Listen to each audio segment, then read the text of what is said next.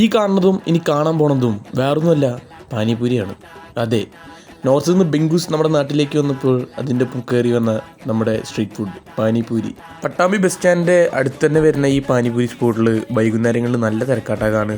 നമ്മളാണെങ്കിൽ നേരെ ചെന്നപ്പോൾ പാനിപൂരിയിൽ തന്നെ തുടക്കം വെച്ചു. ദേ ഗ്രീൻ പീസൊക്കെ കടന്ന് തിളങ്ങിയിട്ടുണ്ട്. അവിടെ നിന്ന് കഴിക്കാനാണെങ്കിലും പാഴ്സൽ മേടിക്കാനാണെങ്കിലും മൂപ്പര് സെറ്റാക്കി തരും. കാരണം ആൾക്ക് കച്ചവടത്തുണ്ട്. പാനിപ്പൂരി, ബേൽപൂരി, മസാലപ്പൂരി എല്ലാം നമ്മൾ ഓർഡർ ചെയ്തിരുന്നു. എല്ലാത്തിനും 40 രൂപയാണ് അവർ ചാർജ് ചെയ്യുന്നത്. എനിക്ക് നല്ല ഇഷ്ടപ്പെട്ട സ്പോട്ടാട്ടാ. വൈകുന്നേരങ്ങളിൽ കൂട്ടുകാരൊക്കെ ആയിട്ട് വന്ന് ചില്ല് ചെയ്യാൻ പറ്റിയൊരു സ്പോട്ട് കൂടിയാണ്. ദയ്യോ വയ്ക്കണ തേനൊക്കെ ഉണ്ടല്ലോ, അവിടുത്തെ സ്പെഷ്യലാണ്. ഈ ചമ്മന്തി ആണെങ്കിൽ നമുക്ക് ഗ്രീൻ ചില്ലി വെച്ചിട്ടാണ് ഉണ്ടാക്കുന്നത്. അത് അടിപൊളി സാധനം കേട്ടോ. മധുരം എരിവും എല്ലാം കൂടി വരുമ്പോൾ ഒരു അടിപൊളി ടേസ്റ്റ് ഉണ്ട്. ഈ കഴിക്കുന്ന ഇവിടുത്തെ മസാലപ്പൂരി കേട്ടോ, എല്ലാ പ്രാവശ്യം പോയാലും ഞാൻ എന്തായാലും ഇത് കഴിച്ചിരിക്കും. അത്രയും ടേസ്റ്റാണ്, എനിക്ക് നല്ല ഇഷ്ടമാണ്.